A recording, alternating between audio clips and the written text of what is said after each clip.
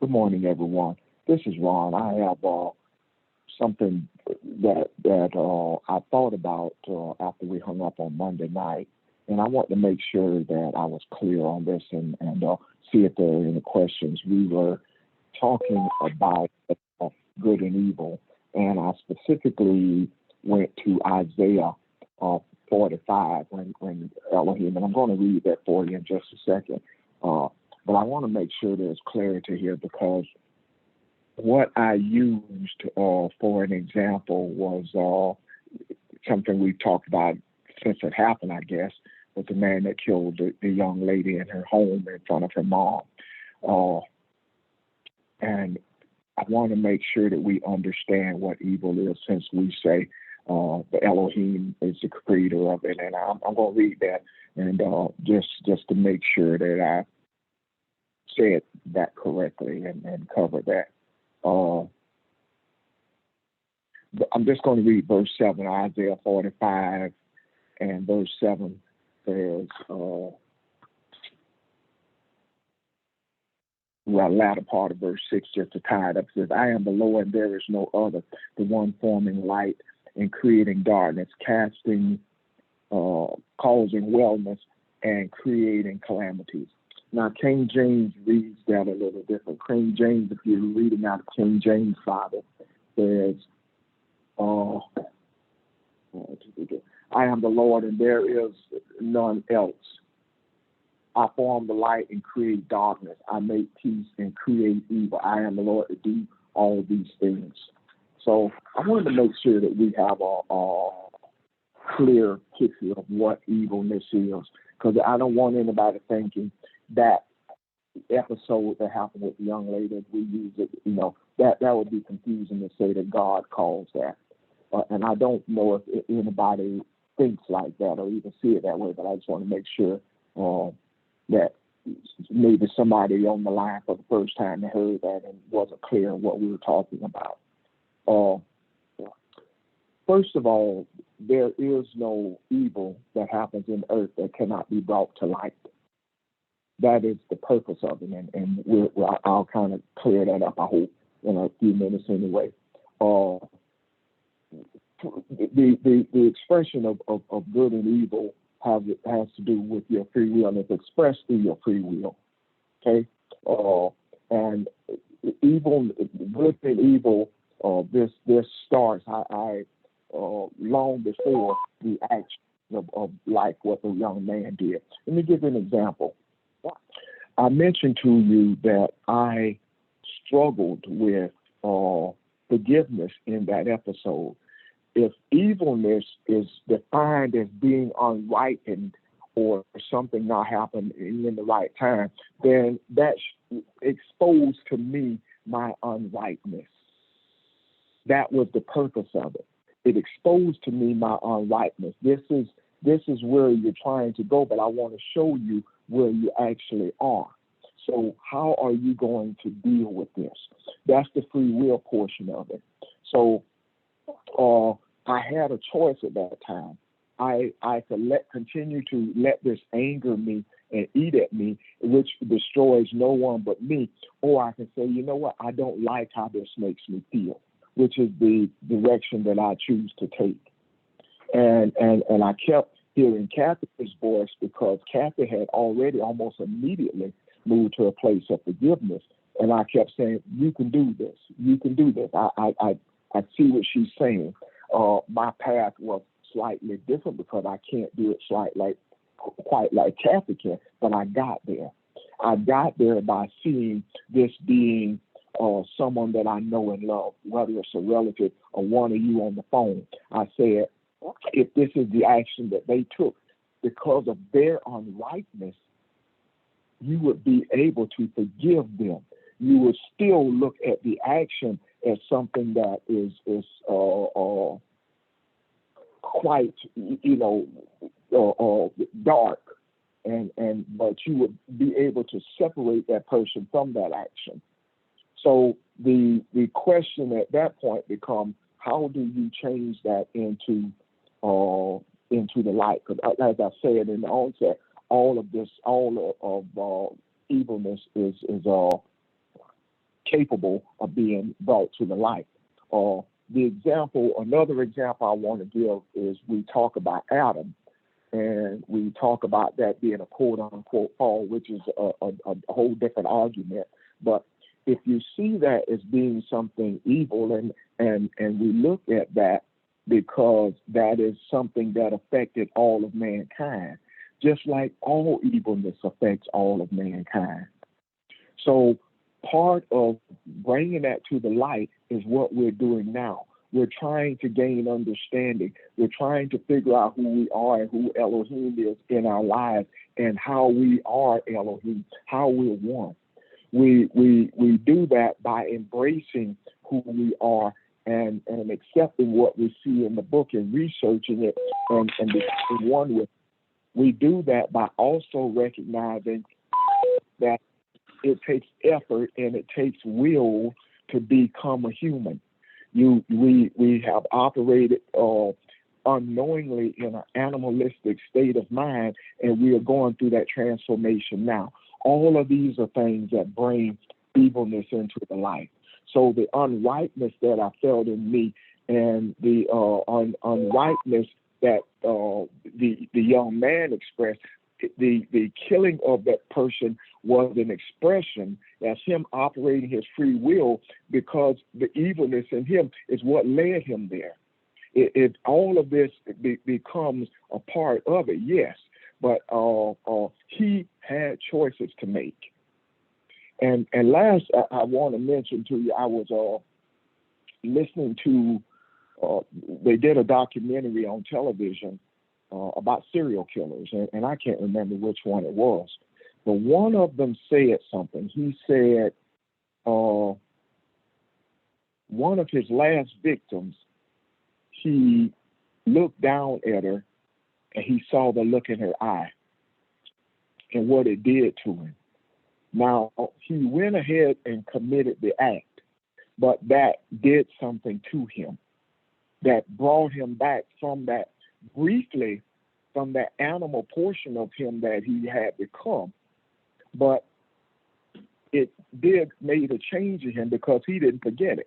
And as part of his confessions, that's what he brought up.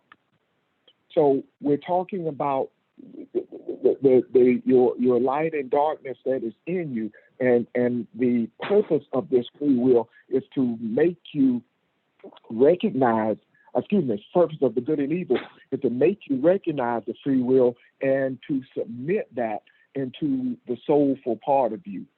So you hopefully move to a place where your decisions become less and less taxing on you, and it makes it easier for you to move to a place of forgiveness. It makes you move faster to a place of loving kindness.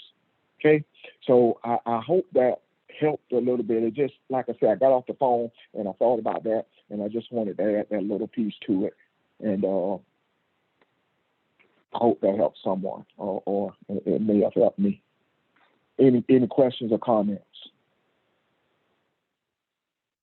Okay, if not, Pastor, I think I'm done. I just want to add that. I would like to add something to that, Ron, as well. I was speaking with someone, and I was talking to them in reference to being vaccinated. And one of the statements they made to me was, where's the Lord ready for you to go, you're going to go.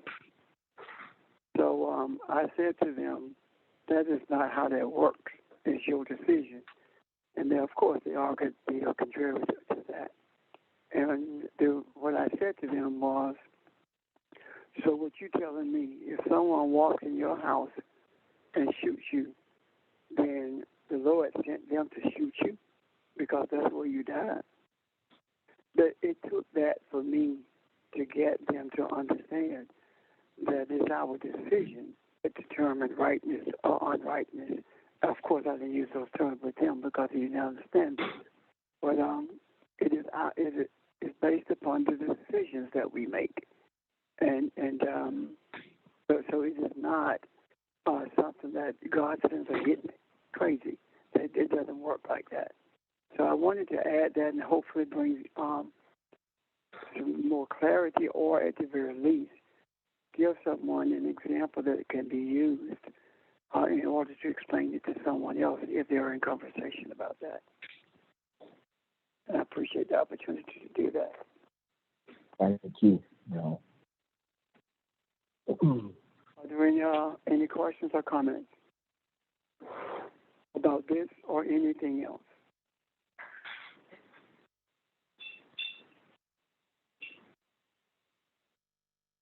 Okay. Let me say to you, Ron, did you start recording? Yes, sir. We're recording. Yeah, we I are. couldn't remember.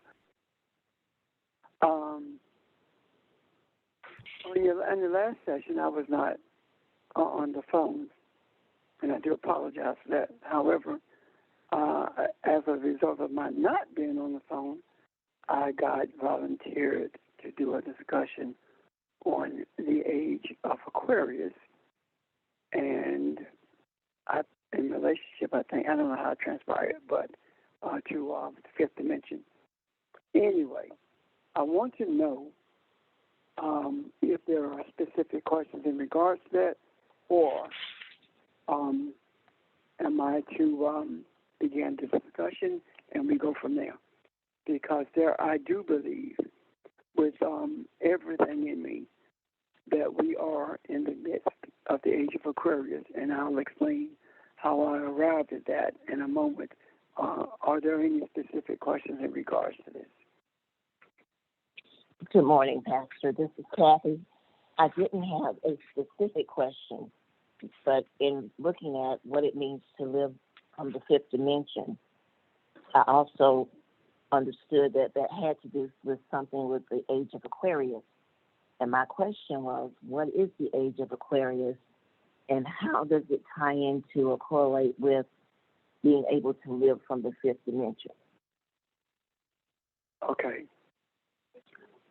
I want to change your terminology just a bit, okay? It's not living from the fifth dimension as much as it is living in the fifth dimension, and now that would become clearer. Okay? Okay. First of all, I do believe that, as I said, we are in the Age of Aquarius. And I believe that journey started on 11/11/11, and we crossed the bridge into that when we made a decision in December of 2011 to be the type of atom who would stand in the gap between self-destruction of this earth realm, or the self-destruction of humanity, and the saving of humanity. And we made that conclusion, or made that promise based upon what the Mayans had said in regards to the decisions that men had to make as we crossed into 2012, and that is the type of man be brought to an end with the raising up of a different type. And if for those of you who are not clear on what I am saying, there was a type of man called a Cro-Magnon man, and there are other types of men who have been raised up in the earth and died out through the ages. Well, it is our contention that this will not happen again, because we have made a commitment to make sure that this type of atom becomes what it was created to be, and that is the purity, the righteousness of Elohim. Now, why do I feel this? Well, if you read the material that's out there in regards to the Age of Aquarius, you will find that there are as many different period of the beginning or the journey of Age of Aquarius, as there are writers about it. We were told that we are to dominate this earth realm. And if we are to dominate this earth realm, and if we do understand, not just scientifically, but spiritually as well, that there are different dimensions in which we exist, then we also have the power to determine when the different ages or the different dimensions, the different ages began, so that we can begin to access those dimensions. In order for us to understand this, the Age of Aquarius is a period when there is an expansion of the consciousness of men.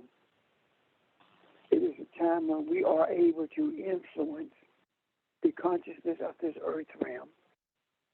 And the result of that is bringing about balance. Balance is speaking to the idea of bringing about an awareness of who we were created to be and bringing about a period when all human rights are respected. A period when those who are seeking enlightenment become the primary influences of the policies and principles that are adhered to in this earth realm. Any questions about that?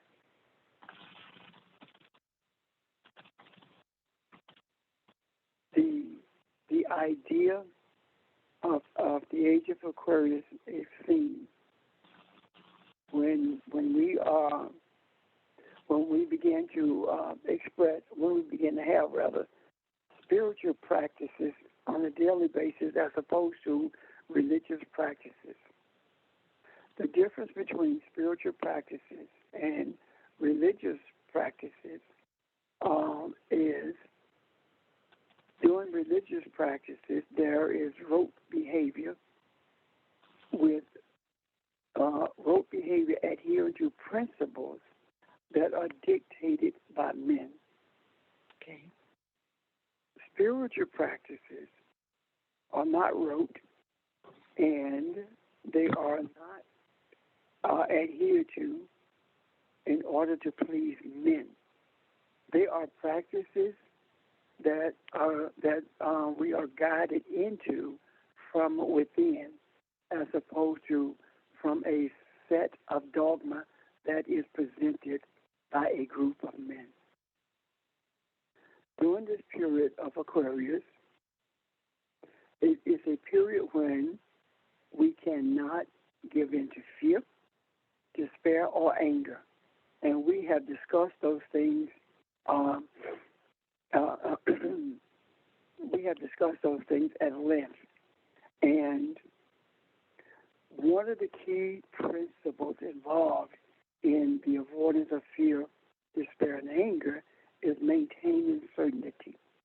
And when Barbara broached the principle of certainty, it opened up, or it connected us to so many different things. Certainty is a principle that speaks to our belief in what we teach, in what we say we believe, holding on to it without regard to what we go through. When we talk about not being fearful, if we are who we say we are, there is no reason for Elohim to fear anything. Despair does not exist. It is simply a reminder of something that needs to be changed. The things that usually causes us despair are the things that we are afraid of. The circumstances that causes us despair are those types of circumstances that we feel like we do not have the power to do anything about it, resulting in fear or resulting in anger. When we become angry because of circumstances, it begins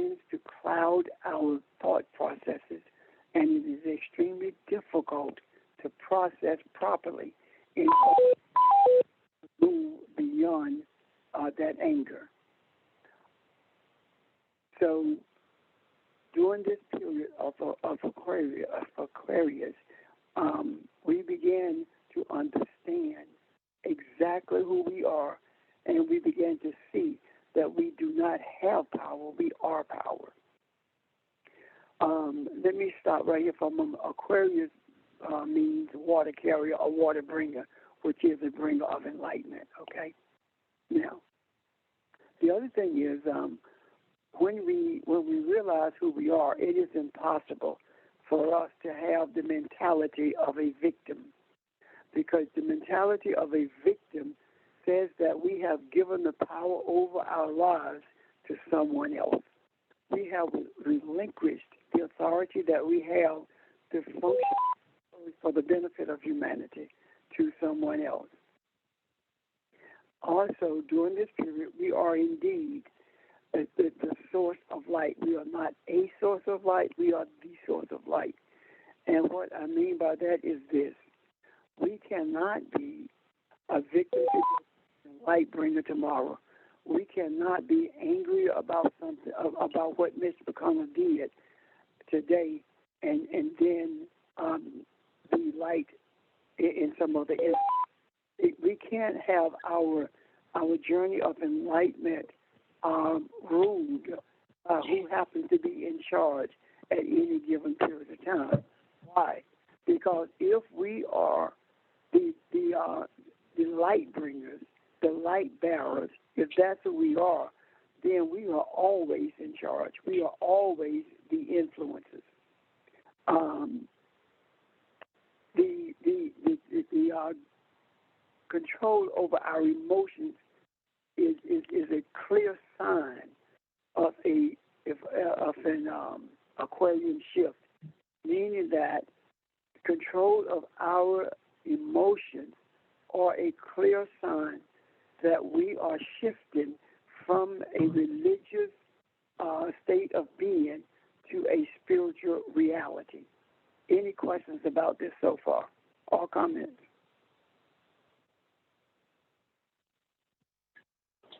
Pastor, I have a question.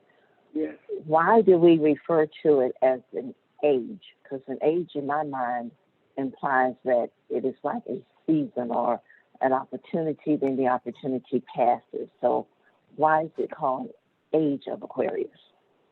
Because it is a period of time when we began to live beyond time.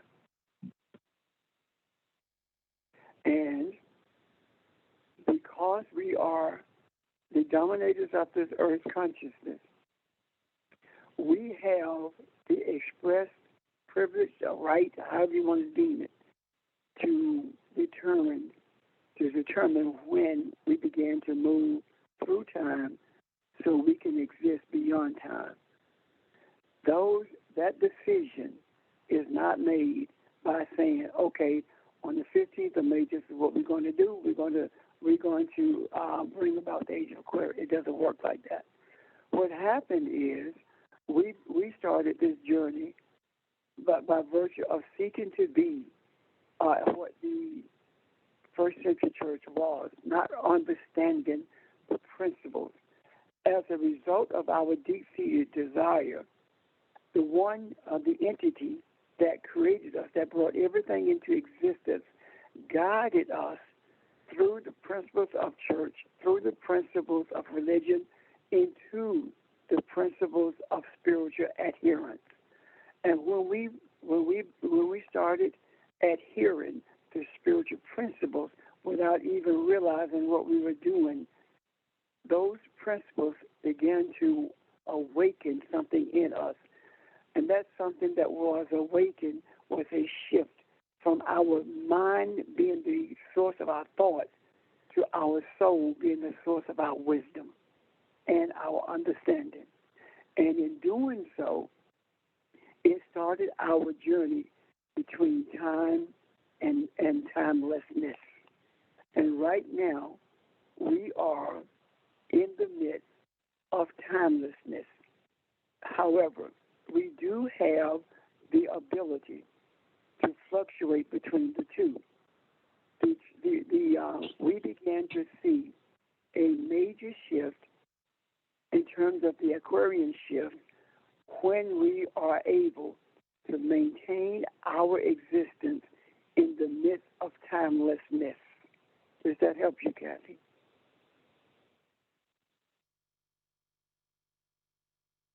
Yes, it does. Okay. Any other questions about that?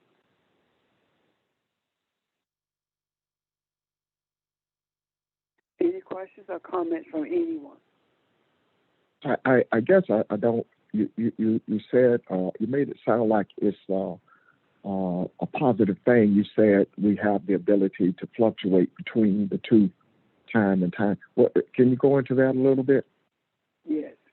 When I say fluctuate between the two, it's like a light flickering on, and either that light is going to stay on at some point, or it's not. It's going to be off.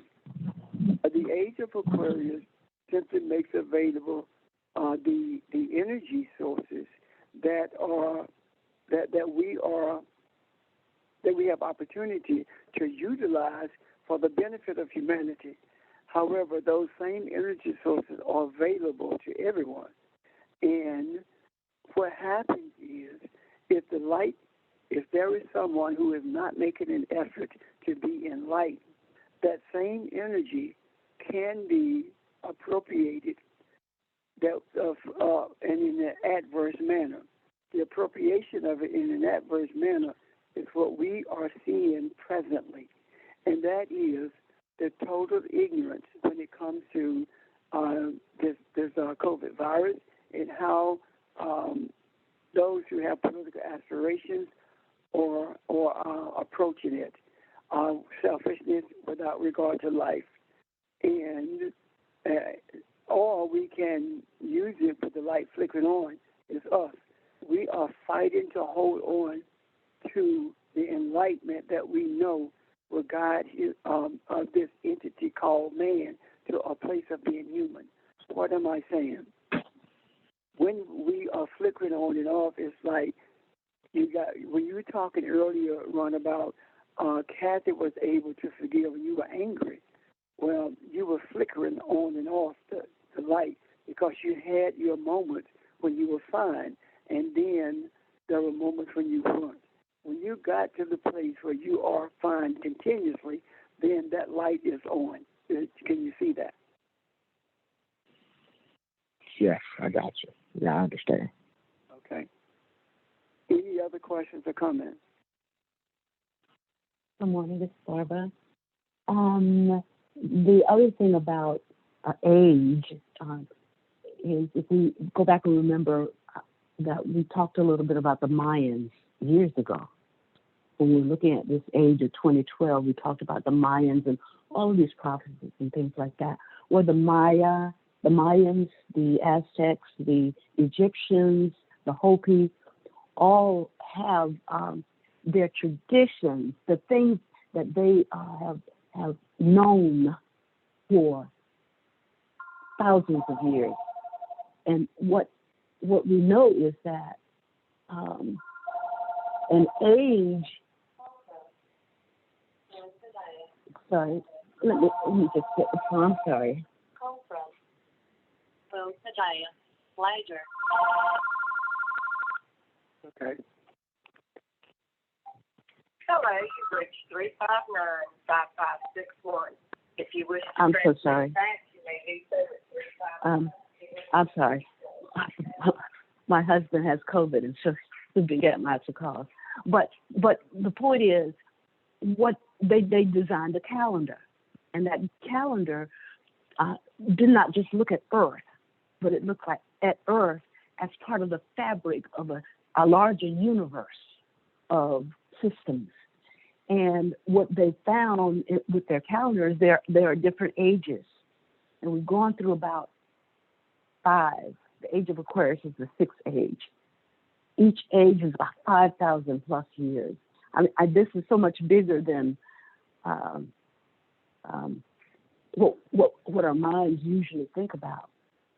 But the point I'm trying to make is with each age, each age is there's a zodiac symbol, and the influence of that zodiac symbol on planets, on our consciousness, on everything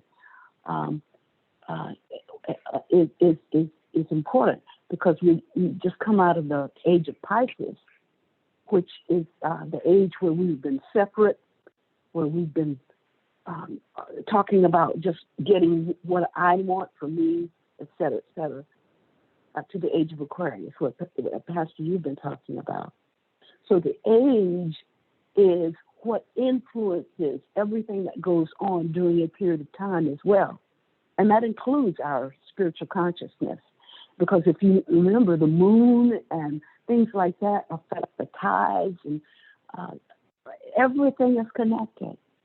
And so we are at an age of Aquarius where potential for the greatness of enlightenment is beyond what we can even speak of. We don't have the words, but we capture it in little snippets of how we understand it. But as we go through this, our consciousness will expand beyond what it's ever done before. And so an age then is simply the completion of one, they call it the precession of the equinoxes, one zodiac, the influence of one zodiac sign on the universe or on Earth to another. And so this is an opportunity right now that you're experiencing where it is, when I say sky is the limit, it's beyond the sky in terms of what can happen to benefit mankind. Okay. Thank you, Ms. Bobby. Anyone else? Yeah, I have a question. Bobby, you said each period, and you mentioned, which was one you mentioned, Pisces, each one is approximately 5,000 years. What can those be influenced? Is that lengthened? Is that short? I guess what I'm asking, can the actions of or the desires of man influence those time periods? Or is it already etched in stone that these are set and you are to take advantage of them in that time that they happen? No, they are patterns. They are patterns that occur, but mankind has always had the opportunity to influence the outcome of what happens during that particular age. In past ages, we've just not had the spiritual awareness or consciousness, except that there are people who did. Mayans, Aztecs, Egyptians, all of those folk who understood the patterns of the stars. They had an opportunity. There is no way they could have built a sphinx or the pyramids or whatever without having access to this enlightened knowledge. But the point is, though, we have to do it. We have to know who we are and what we are. And at each one of these periods, mankind, for whatever reason, seem to have lost it. But we got to make sure we don't. Okay, thank you. To show that it's not set in stone, even though the hope is the Aztecs, Egyptians, etc., knew, they did nothing about it. They did, because if you remember, especially in the case of the Mayans said it is at this period in 2011 that we would have to man would make a decision as to whether or not it would cease to exist or it would move into this age of, to continue the age of existence in the earth. I do believe that the reason that the Mayans were unable to stabilize humanity in the earth is because they did not listen to the quote-unquote holy men.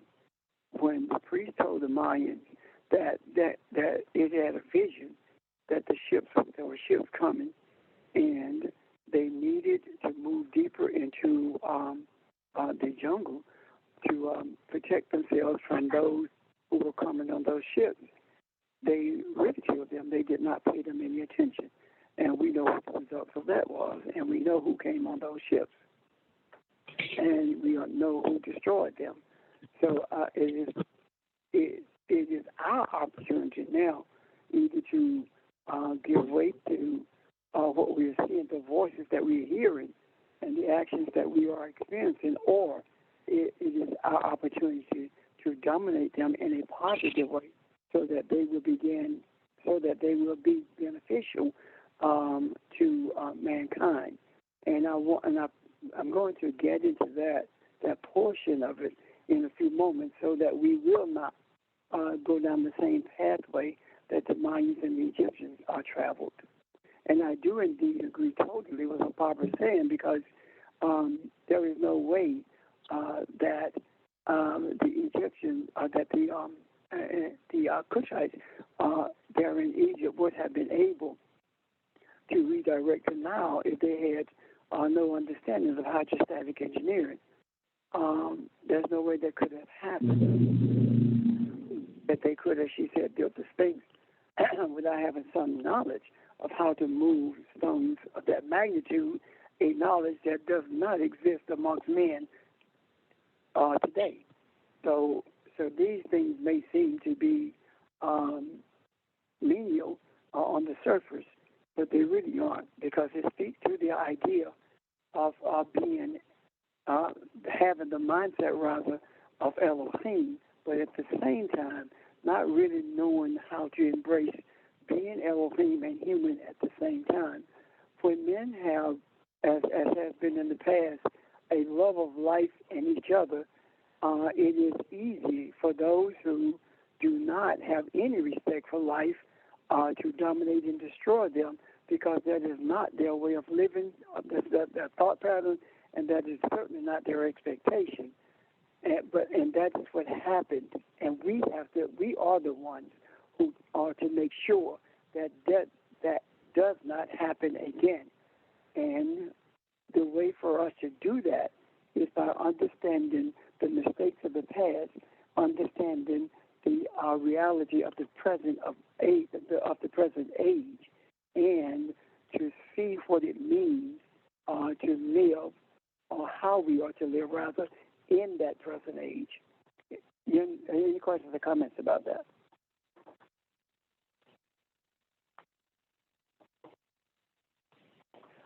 Let me touch briefly on it. Sage, before you go on, I have a question. Sure. In terms of the Mayans, so they did what they needed to do to provide mankind an opportunity to see itself and to come to know himself as a spiritual being, right? That's what you were just saying? Yeah, they left us the benefits of their calendars and their prophecy, yes. And we are reaping the benefits of that, yes. Okay. Thanks. Any other questions or comments?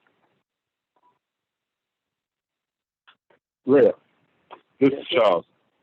What is the difference between the ancient people and our ancestors?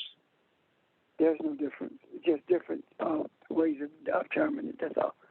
Speaking to it. That's all. Okay, because if that's true, if our ancestors, didn't get it right during the time they were needing to get it right, so what you're saying, everything falls on our shoulders of the spirit, getting the spirit thing right. And I'll give you an example of that. If someone is in a family and that family has a reputation of being hustlers, or bank robbers, or whatever, then it is incumbent upon those who come after them to redeem their quote-unquote family name by virtue of changing the trajectory of those who are being brought into this earth realm. So it is incumbent upon us to change the trajectory of the life journey of humanity. Up to this point, we have been making efforts to change the trajectory of the journey of Africans, of people of color in this earth. It is up to us to change the journey of all in this earth, because as long as the journey of one collides with the journey of another, there will always be chaos. However, when we make it our life work to change the journey of all men in the earth, then we will travel the same pathway. And yes, there will be hiccups in that. There will be those who will rebel against it, but their rebellion will not be enough to alter the pathway. Does that help you? Yes, sir. Great. Thank you, sir. Anyone else? Yeah. I don't know if George on the line, and then I'm thinking about what you just told Charles about how we all have to do this together. But he was talking about something about the kids who all had to do something together. I forgot what story that was. I'm sure he's on.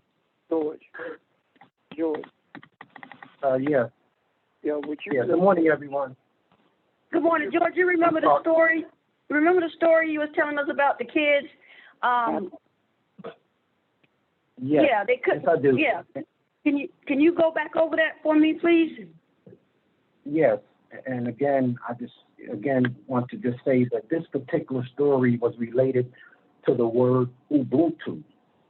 And Ubuntu is an African word that talks about I am because we are. And the significance of it is that there was an anthropologist who was in Africa who was working, with a group of youth. And it was like a time of storytelling and playing, that what he had asked was that we're going to play this game. And it consisted of, a prize being like at the end of a 50-yard run, for an example. And this prize, was something that whoever would get there first would be able to have that for themselves, as a, completion of winning the prize. But what happened was that when the anthropologist was getting ready to start the race, and he said, well, get ready, get set, and go. What happened was all of the youth locked arms together, and they ran as one. And when they arrived there, the anthropologist was saying, why didn't you just run yourself, and get the prize for you? And I think the analogy or the bottom line is the young kid was saying that if I should obtain this, then I win, but it's about the oneness that we are. And so together they were able to appreciate the oneness.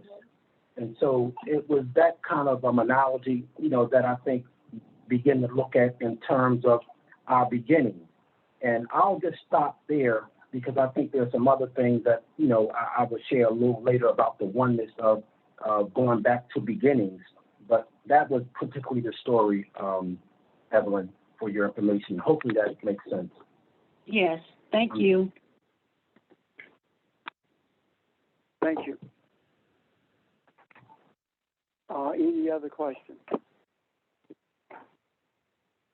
or comments?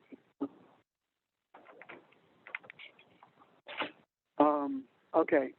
So right now, one of part of what Kathy raised was in regards to the fifth dimension, and I want to speak to a couple of things in regards to dimensions, and then I'll hopefully be able to show you where we are in this period, in this space of time / spirituality.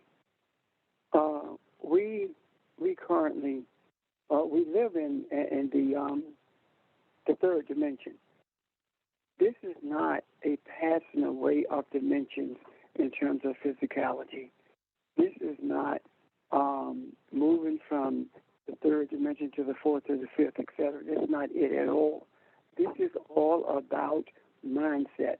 This is about perception. This is about spirituality. The third dimension exists and will always exist. The third dimension speaks to height, width, and depth. So it speaks to what we are, what we see. And I don't want to get into the weeds on that because in actuality the eye sees really height and width, but the brain sees depth. And I don't really want to get into that. But the third dimension deals with height, width, and depth. The fourth dimension speaks to time. So what we are actually talking about is the idea of what we see and experience in time as opposed to spirituality. As long as we relegate ourselves to what we are able to experience through our five senses, and we then we are relegated to this period called time, or this space that is governed by time. However, when we begin to seek an understanding of our spiritual essence, something takes place that is far beyond what we see and what we experience physically. Something takes place far beyond the boundaries of time. When we talk about the fifth dimension, we are talking about that something that takes place far beyond the boundaries of time. If we talk about from a scientific perspective, or the physicist says that the fifth dimension is a seamless tie between gravity and electromagnetism. Well, the fifth dimension, when we look at it from a spiritual perspective, it speaks to the actual, in physical terms, it's the hemispheres of the brain. The left hemisphere being analytical and the right hemisphere being creative. So if the left hemisphere is analytical, the right is creative, then, and we see that spiritually, what are we saying? We are saying that the analytical aspects of it would be to see what's going on, to see all the inequities that are taking place, and the creative side of it is saying, once you see those inequities taking place, this is how we create principles. This is how we bring into existence the kingdom principles in order for us to bring balance to those things that are not balanced. So, in essence, what happens is when we are in the fifth dimension, we begin to break down that barrier between the two hemispheres of the brain, so to speak. In other words, we are able to see what's going on and to bring a spiritual solution to it, rather than seeing what's going on and bringing about a earth conscious solution, a political solution that only is a band-aid. It does not bring about a lasting change. When we have political solutions, they last only until someone else get into political power and they begin to change for their benefit. However, if we are changing things spiritually, from the spiritual perspective, these are the lasting changes that are there for the benefit of humanity, regardless of what period or what age we are in. It has a lasting effect. Does that make sense? It sounds like you just described what we've been talking about in previous weeks as well, when we talk about duality, because that's in the physical, that's what we think about when we see the two sides of the brain. One does this and one does that. In the fifth dimension, each has its each has something to give to us, so that we begin to see the whole, what we need to do based on both of those things interacting together. Like the children that George talked about, they didn't think in terms of who can get there first. They thought in terms of what do we need to do so that we all can be there at the same time. So it sounds like you just described that when you said that it breaks down the barriers of the hemisphere, that it's neither this nor that. We look at the whole and then make a decision about what needs to be done. So that's what we do with polarities and dualities too. That's what we should be doing. Right. Any questions about that? Because I'm getting ready to delve into something.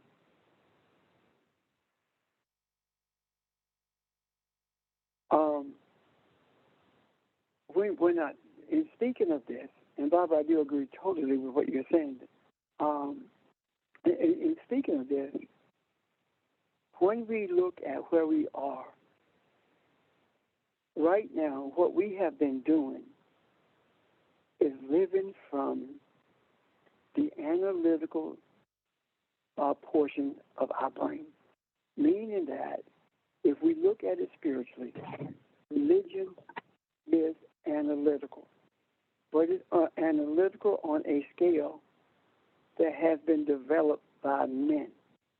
The analytical portion has also been used as the creative side, as opposed to allowing the spiritual nature of our being to bring us to spiritual conclusions.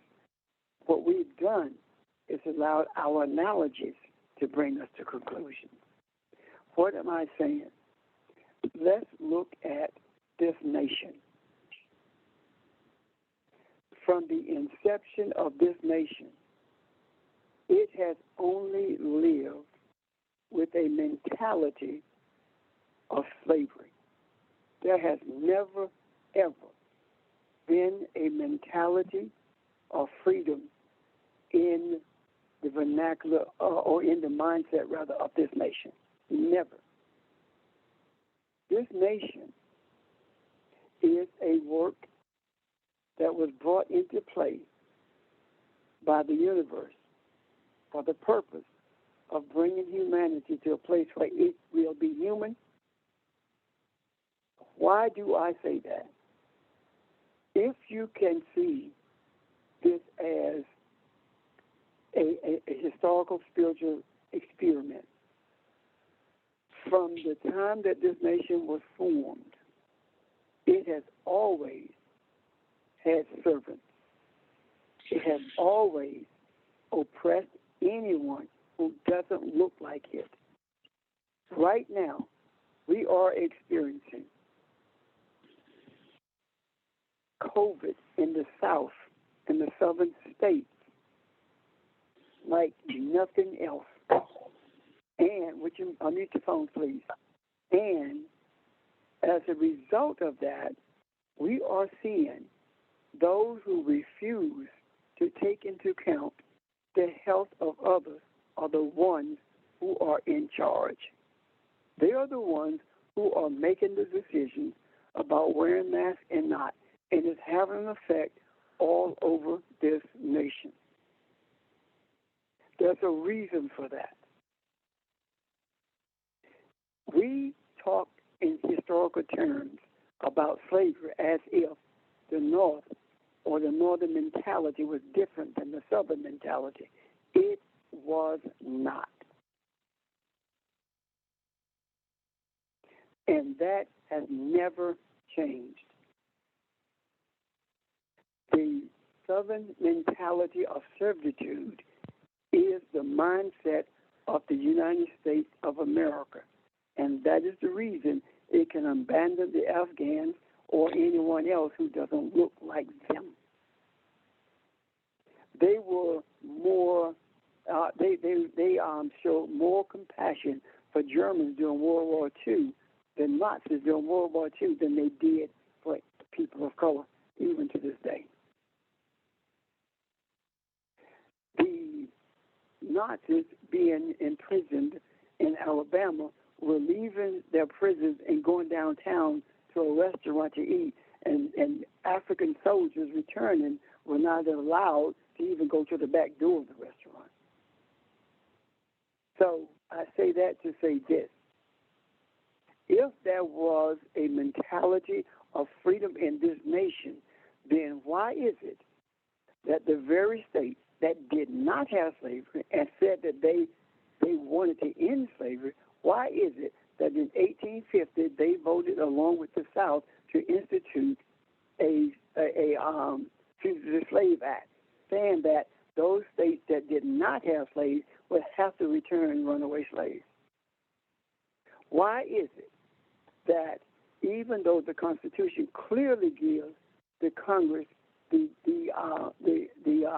authority to determine a national policy for voting, the Congress has always allowed the states to do it because the southern states wanted to control and manipulate the vote when it came from people of color? This has always been that mentality, and it still is that mentality today. The whole idea of what is called, and I'm going somewhere with this, the whole idea of the filibuster was instituted by Southerners, i.e., the most famous one is Strom Thurmond. And it has always been for the purpose of negating any gains for people of color. Why is that mentality the same, regardless of whether it's California or South Carolina? This has been the dominant / ruling mindset in this nation from its inception, and it has not changed.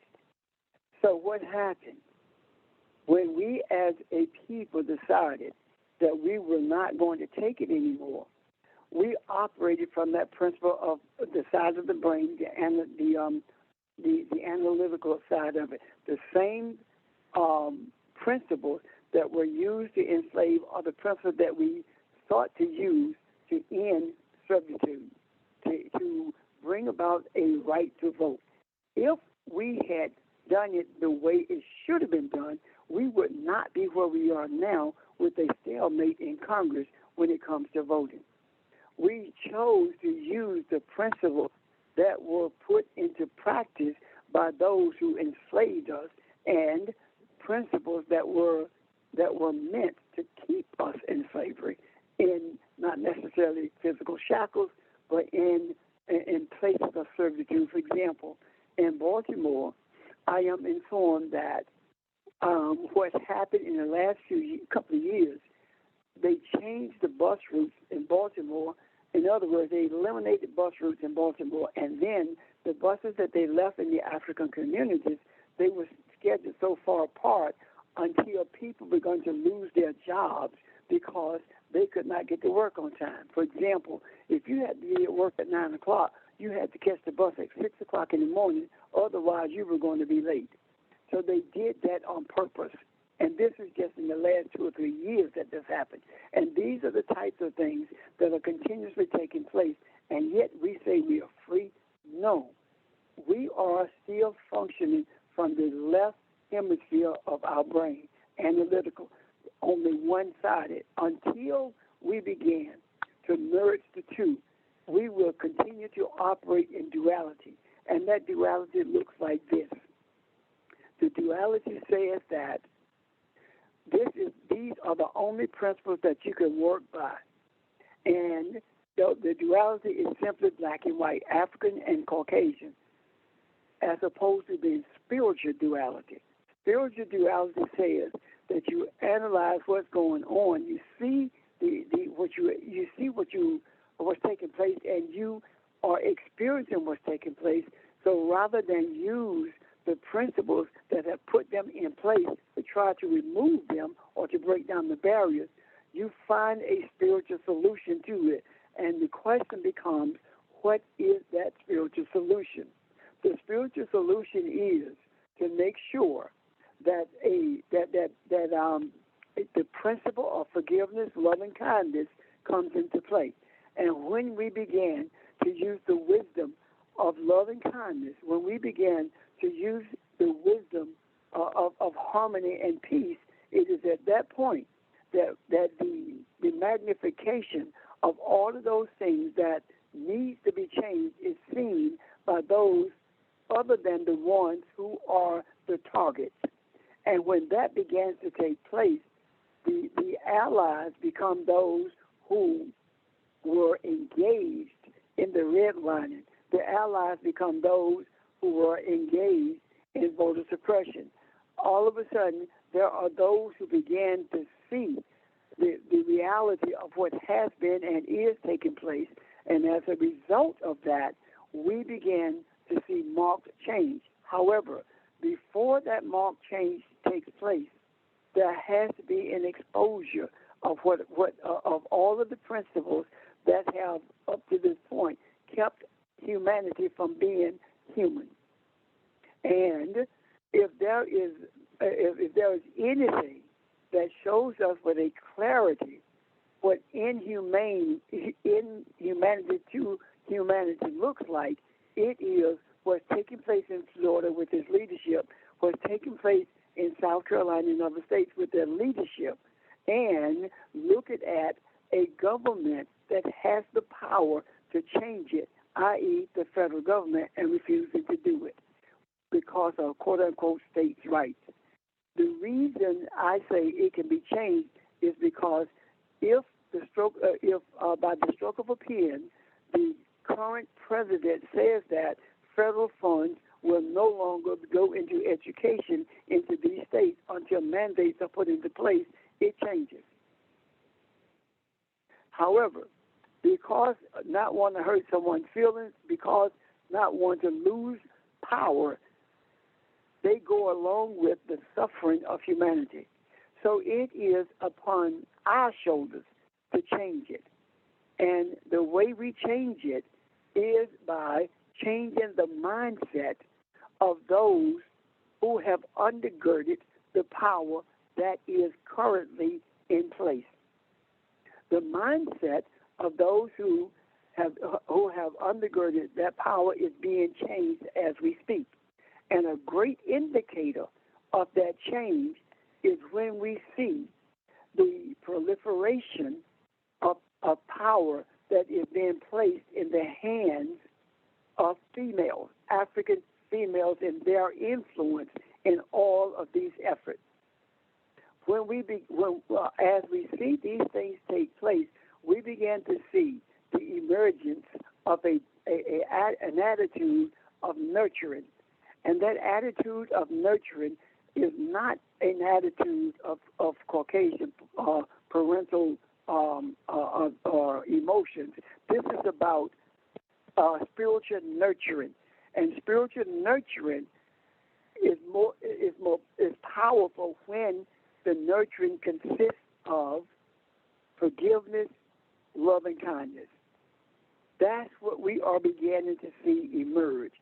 So, with that, what we are seeing is during this age of Aquarius, we are moving beyond the scope of time, the fourth dimension, into the fifth dimension. And again, this is mindset, not physical movement. And what I mean by that is life in the fifth dimension means that we experience the oneness of the universe.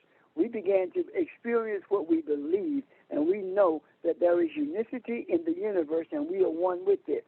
We began to experience that. We began to see a period when there is no longer fear, or the lack of trust does not exist anymore. There is no doubt about what we believe and who we are. Certainty becomes the order of the day. Those things that were once polar opposites are now in harmony.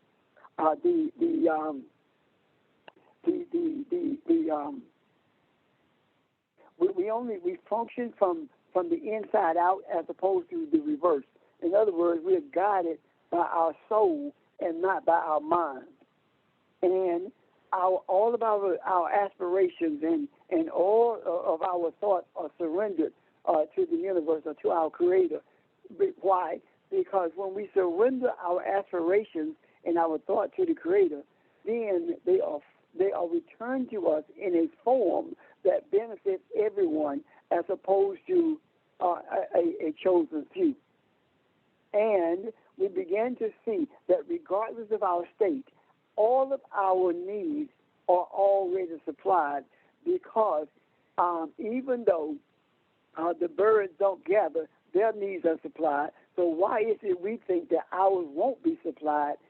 The reason is because when we see with our eyes, when we experience with our feelings, what do we see?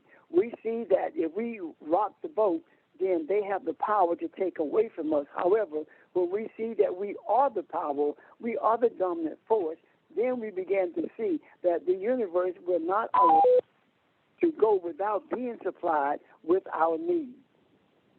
And what we also find out in this fifth dimension, that you only have two choices.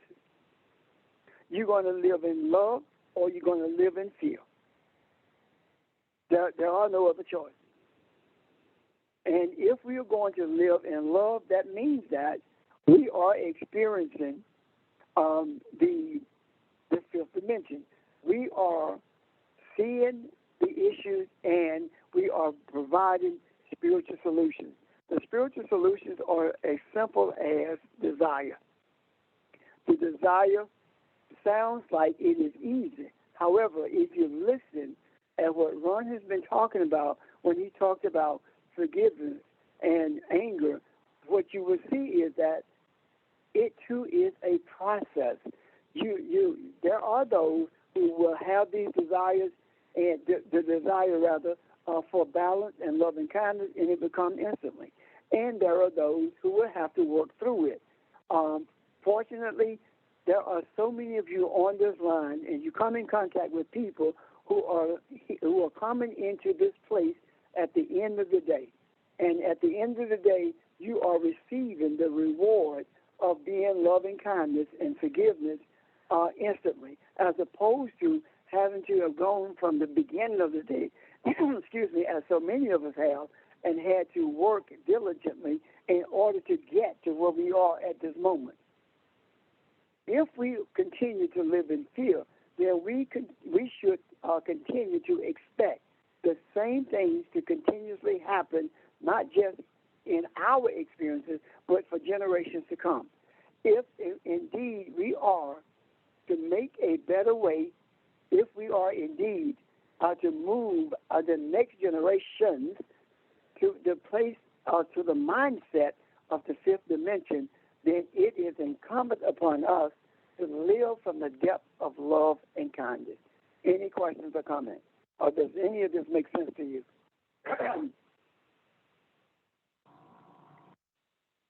Yes, good afternoon, everybody. This is George in Philly. Pastor, when you were talking about, the importance of, the feminine energy, being a nurturer, and we talk about kingdom principles, or we talk about principles, I think that as we, reflect on history and returning back to beginnings, I think the Mayatian principles, universal principles, of the Kushite and the Kemetic legacies are so important, to have some understanding of, because of Maya being the feminine energy, being that path that we're able to appreciate, the legacies that have been already there before. George, please explain the Maya. There may be some on here who don't understand what you say when you say Maya. The Maya, okay, go ahead. Oh, you want me to do it? No, I'll do it. No. And what I was referring to is that the Maya principles talks about the importance, again, of truth, the importance of justice, the importance of righteousness, order, the importance of arrangement, reciprocity, harmony, and balance. And so in all of those aspects of Ma'at, it gives us the foundation when we talk about the Ten Commandments. But these are commandments that was predated in reference to the Abrahamic laws. And so I think when we look at Maya, we're talking about, again, the African universal principles in terms of what was there at the beginning. Hopefully that can relate, but if there's any other questions, I can answer those if need be. George, can you spell that word for me, Maya? Yeah, it's M as in Mary, A as in apple, A as in apple again, and T as in time. Okay. And again, as we relate to this, Pastor Richard, I know we had some dialogue, but it talks about, the Kepera, which is another concept that talks about the process of beginning. And so when we, appreciate the time and season that we're in, when we talk about the age of Aquarius, is about enlightenment and represents the spirituality coming together with science, then we come to understand that spirituality existed before religion. And I just wanted to, again, just share the whole concept about the importance of Mayat and the universal principles legacy that was left for us, through the Kemetic and Kushite kingdom, which is about Egypt. And again, I just wanted to share those thoughts, Pastor. That yes. And let me say this: that when George talks about the Kushite kingdoms, the Egyptian kingdom, this is what happened. In order to erase the history of the Kushites and how the Egyptian kingdom came into existence, the Caucasians, the Europeans, erased the Kushites from it, and they deemed it the Egyptian kingdom, and the cradle of life is Egypt, as opposed to the reality of it. Egypt was built by the Kushites. It was not built as a nation. Egypt was built as a city. And if you look at the derivation of the word Egypt, you will find that it is actually a corruption of a word. I can't remember the meaning of it, but I will get that to you by tomorrow, of that word Egypt and the word that it comes from. What I'm saying to you is this. When you say Egypt, it is the cradle of civilization, and you leave out the Kushite kingdom, that's just like saying that Union is the cradle of all of the history in South Carolina. And you leave out all of the rest of the history in Charleston and the rest of the places. This was done on purpose because there was an effort to erase the contributions that were made to history by the African. If it had not been for the East Africans known as Kushites, there would never have been in Egypt, because Europeans certainly could not have done what I think it's the sixth dynasty, the king of the sixth dynasty of the Kushites did in building Egypt. The city that's known as Memphis became the capital because he deemed it that way. And it's a very, very interesting history to read because of the magnitude of the effort that went into the construction of this place called Egypt. It was built, it was conceived, it was brought into existence by Africans who came from deep inside of East Africa, and they moved northward into that area. And the kingdom of the Kushites existed long before Egypt ever came into existence. Again, because they are the ones who brought it into existence. And the idea of Mayat speaks to the same principles of spirituality that we talk about when we talk about the spirituality of the Ten Commandments. And in actuality, as George said, the principles of that of the Mayat predate those of Abraham, those of Moses, those of the Hebrews. I hope that helps clarify that. And if there are any questions, please raise them. Now, if there aren't any, let me see if I can possibly tie this together, okay? Quick question. When George, yes? So, go ahead. Jethro, I know the Bible says he's a Midianite. But is that a Cushite too? I can barely understand you. in the Bible when it talks about Jethro being a Midianite. Is that also a Cushite? Yes.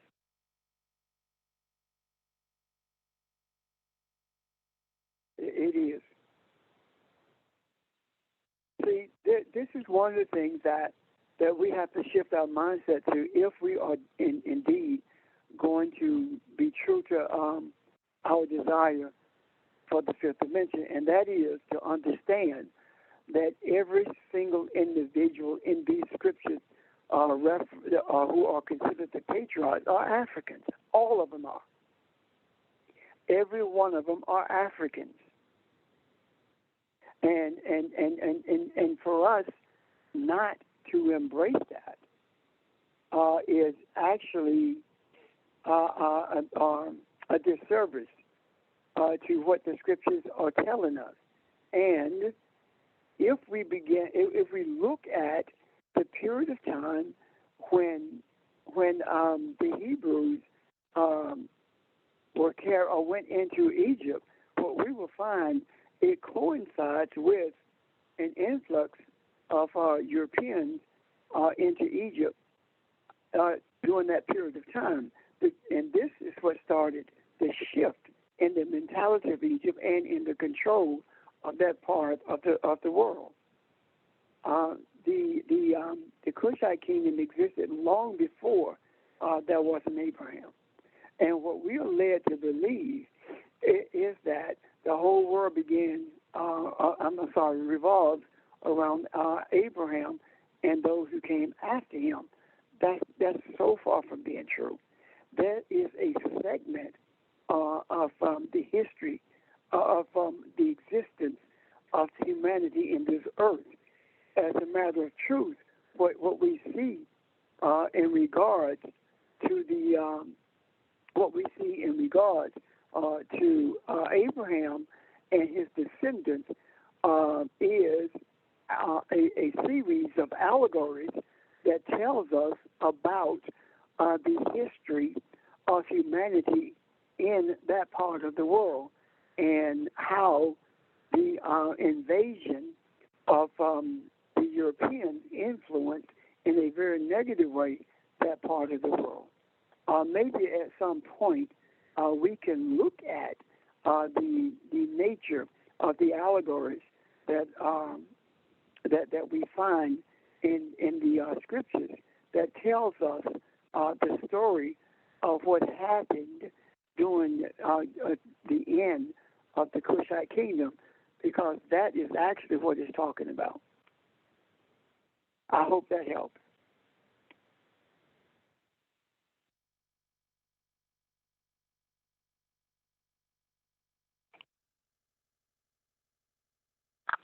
Pastor, I have a question. If Audrey's finished, I'm sorry.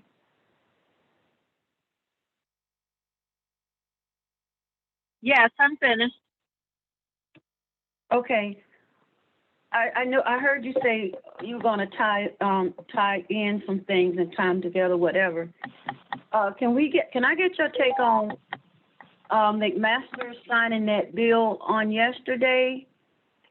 And how he had all white panels there, and then he had this young white or Caucasian male there. And he pulled him right up front next to him. I don't know how many of you saw that. But can you tell me, are you going to talk about that as well today? I don't even know what bill you're referencing, dear. I think the kid, them having to, and I just caught the tail of it, them having to have a concealed weapon, and it doesn't have to be concealed. Yeah, the freedom to carry. Yeah, that. I don't even know what to say about that, other than there is an effort to make sure that all Caucasians are armed without having to go through any test or background check to be armed. I don't know. Okay, well, what about? It's only legalizing what's already happening. Right. Well, what about with the young? What's your take on with the young white male there as well? And he had to be at least, 6 or something, 7? Well, we know what that means. there would be no plan if it's not passed on from generation to generation. So they are simply arming their people of all, well, it's supposed to be 18, but of course of all ages to do this. Keep in mind, before integration, there were no school shootings.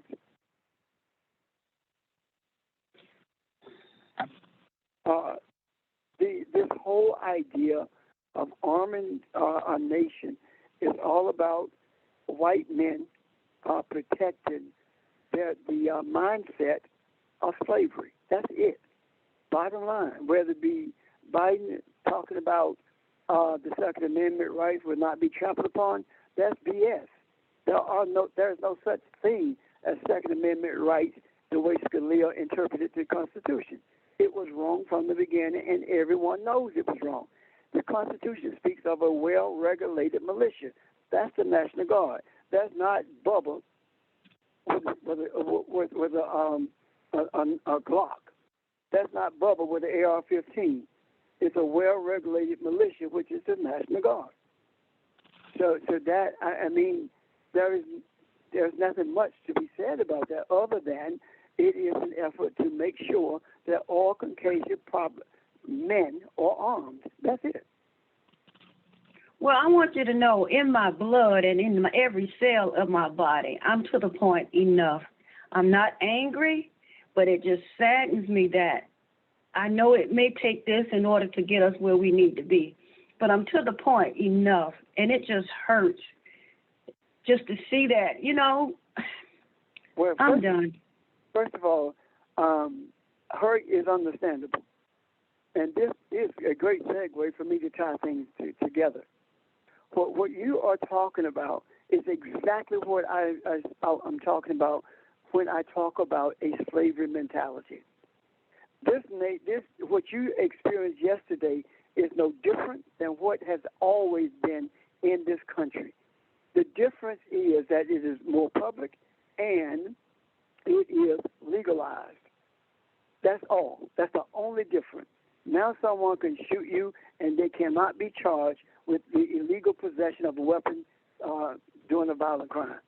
Now, all of these things should not cause us despair. We should be beyond despair. What am I saying?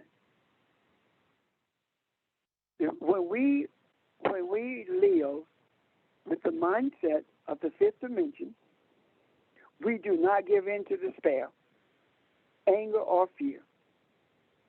The mindset of the fifth dimension brings into play the principles, whether we reference them as Mayat principles or whether we reference them as the principles of the kingdom. They are the same.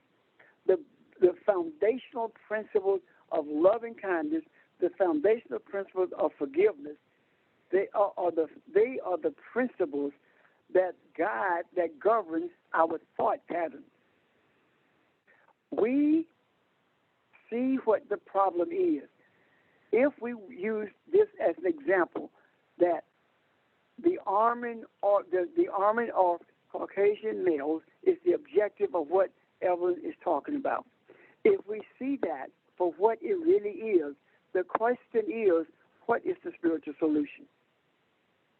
Because of the depth of our love and kindness, we are able to forgive the ignorance of a McMaster for affixing his signature to that.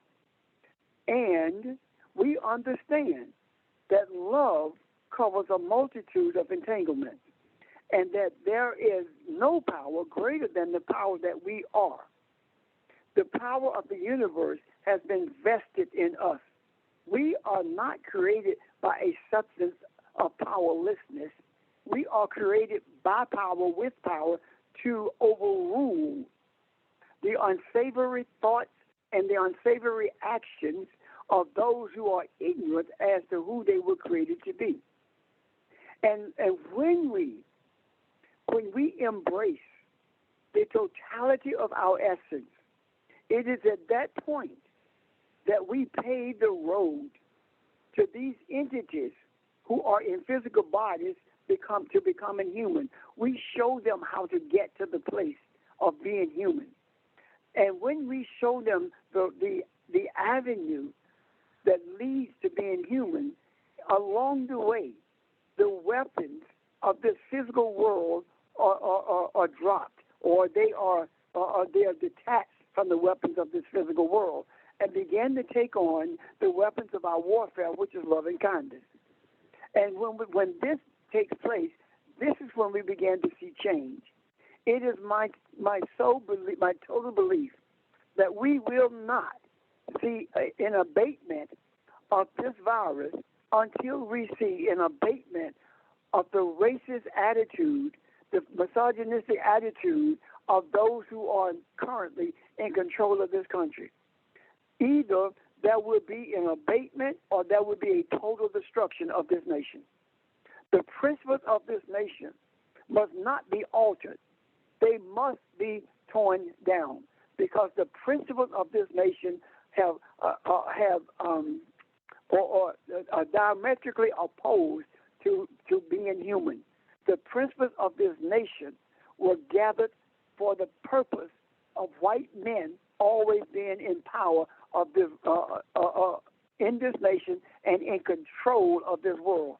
This must change, and the only way it changes is for us to embrace without hesitation, with the depth of all certainty possible, that we are not just the essence of who we're created to be, but we are who we're created to be. We are the universe is us, and there is no power that supersedes us. That's what we must believe. And the us of whom I speak is every created being on this earth. And anything that does not have an affinity for being one with the universe must be altered to see with a greater clarity who it is, and its ignorance must be dispelled so it can live from the wisdom and the essence of Elohim. Any questions or comments?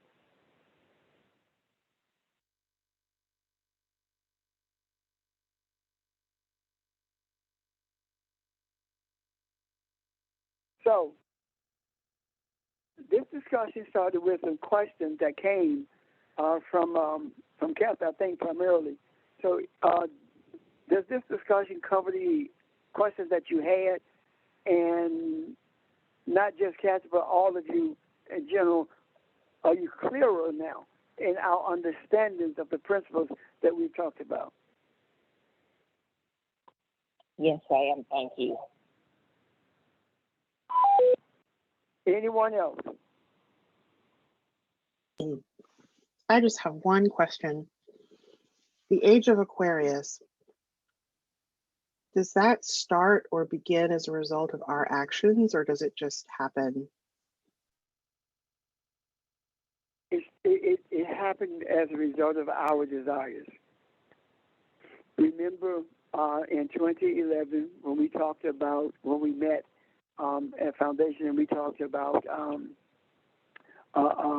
balance and enter the gate of enlightenment on 11/11/11. Yep. And then when we met in December, and we saw what the Mayans were talking about was going to happen to make sure. Remember that? It was our desires that brought it into being. Yes. Okay. We are Thank creators. you. You're welcome. Any other questions? Hey, Rep. My question is, I know it was in the Bible when Jesus was telling him when the people were scared, and he was saying, fear not them, fear the one who destroyed the soul and the body.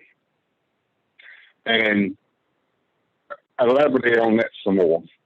When Jesus said, all Jesus is saying that don't be afraid of losing your body, because what you should be is you should reverence. Because that word fear actually speaks to reverencing.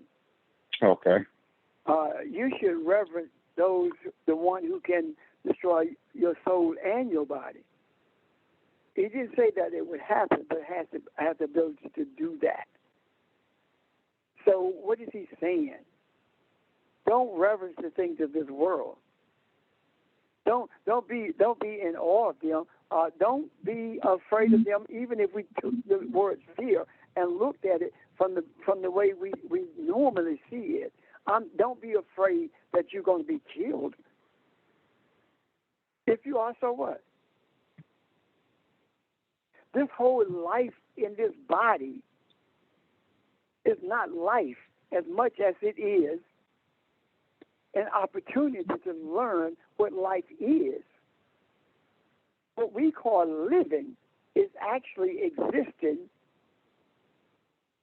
based upon our material acquisitions, as opposed to living based upon our spiritual understanding. The acceptance of what life really is the acceptance of spirituality. The accepting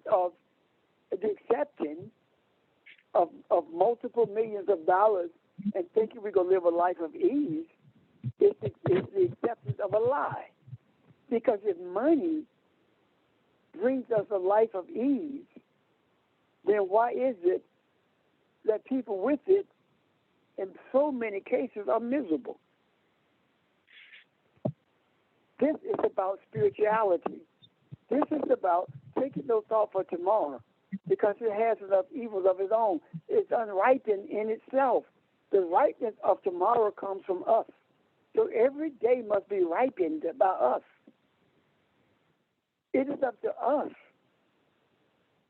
to make sure every day is ripened. How do we do that?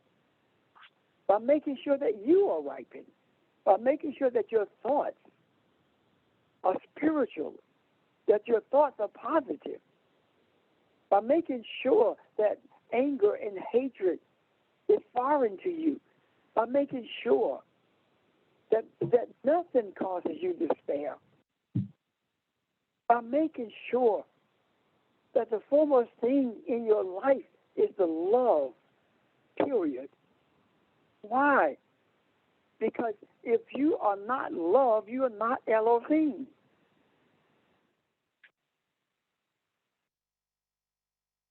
I don't know what else to say about that. Does that help you, Charles? Yes, sir, it did. Thank you. Anyone else? Let me leave you with this. I said to you that I don't see any abatement of this virus without the abatement of the attitude. So, what am I suggesting? The protocol that we need to enter into right now, vaccinated or unvaccinated, hopefully all of you are.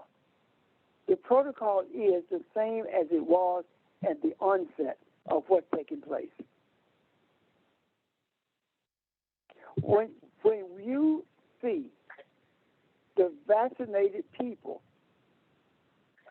asserting themselves and beginning to control the narrative of what is to be, that is the sign that an abatement is about to occur, because the abatement of the attitude of the unvaccinated equals the abatement of the virus itself.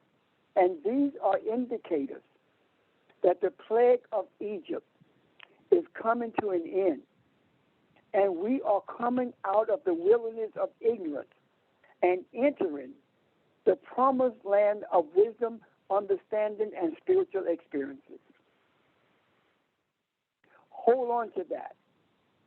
And if there is a need for further discussion or answering of questions in regards to what I just said, let's write them down and raise those questions on tomorrow. Is that okay with you guys? Yes, sir. Yeah. Yes.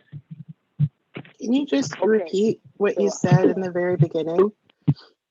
When there's an abatement, can you just repeat what you said at the very beginning? When there's an abatement of the attitude of...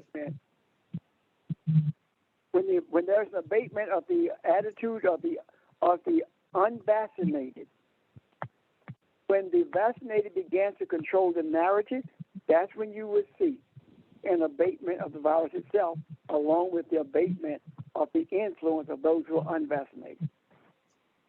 Okay, thank you.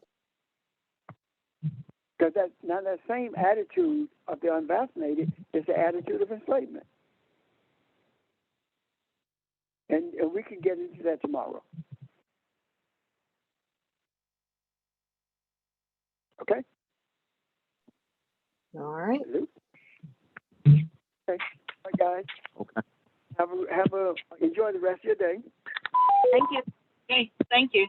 Thank you. Thank you. Bye. Thank you. Thank Bye. you. Goodbye, everybody. Bye, everybody.